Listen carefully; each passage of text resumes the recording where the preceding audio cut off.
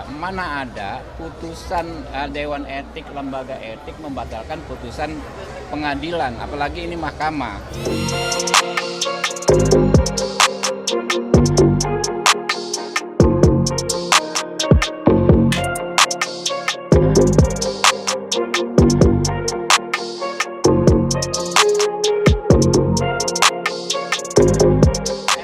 Kita pun tahu juga mana ada putusan Dewan Etik, Lembaga Etik membatalkan putusan pengadilan, apalagi ini mahkamah. Ya kan nggak ada gitu loh.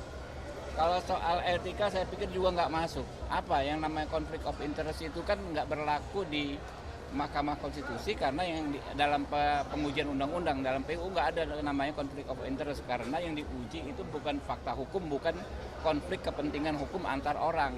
Tapi itu adalah erga omnes, peraturan perundang-undangan, norma peraturan perundang-undangan yang mengikat rakyat banyak. Saudara Saldi Isra sendiri, seorang hakim konstitusi menguji pasal, uji materi terkait pasal yang menguntungkan dirinya seorang diri.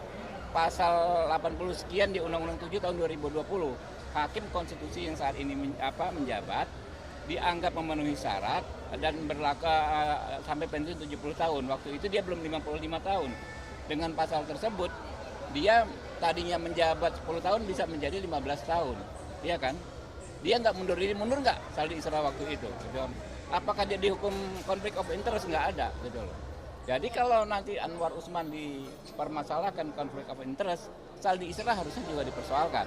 Lebih parah kalau Anwar Usman cuma terkait dengan anak dari ponakan dari istrinya.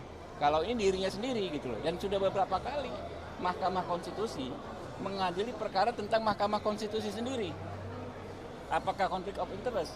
Semua hakim MK, menurut saya hampir semua MK beberapa periode ini, termasuk Pak Jimli sendiri, setahu saya pernah mengadili uji materi terkait Mahkamah Konstitusi. Apakah Pak Jimli sendiri akan dipersalahkan? Kan tidak, betul loh. Jadi itu ya kalau yang lainnya, misalnya mempersoalkan lagi open legal policy, soal perkara pernah didaftar, dicabut, dibatalkan pencabutannya, itu kan masuk dalam materi perkara. Dalam hukum ada istilah akhir dari perdebatan hukum adalah putusan. Jadi kalau sudah diputus nggak ada debat lagi dan setiap putusan pengadilan harus dianggap benar.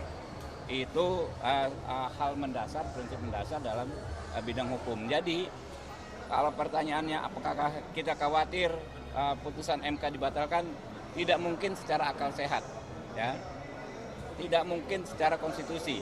Tidak mungkin secara azas hukum. Kemudian apakah putusan MK akan menyatakan misalnya Anwar Usman melanggar kode etik karena persoalan konflik of interest? Menurut saya tidak mungkin karena mengacu pada praktek-praktek sebelumnya, ya.